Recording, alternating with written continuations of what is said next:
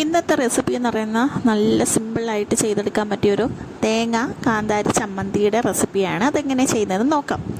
ആദ്യം തന്നെ മിക്സിയുടെ ജാറിലേക്ക് അരമുറി തേങ്ങ തിരികിയത് ചേർത്ത് കൊടുക്കുക.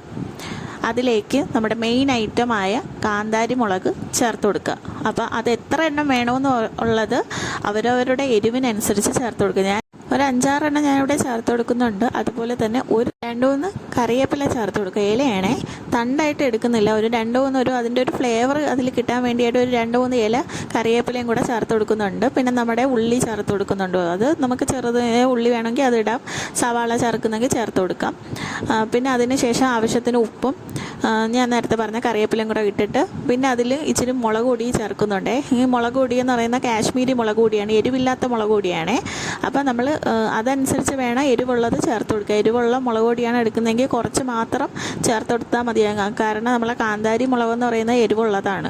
അപ്പോൾ അതും ഈ മുളക് പൊടിയും കൂടെ ആയിട്ട് ഒരുപാട് എരിവുള്ളതായി പോകരുത്. അപ്പോൾ അത് ബാലൻസ് ചെയ്ത് വേണം ചേർത്ത് കൊടുക്കാനായിട്ട്. അപ്പോൾ അരച്ചെടുത്തപ്പോൾ ഇതുപോലെ കിട്ടിയിട്ടുണ്ട്. അപ്പോൾ ഇന്നത്തെ വീഡിയോ ഇഷ്ടപ്പെട്ടെന്ന് വിചാരിക്കുന്നു.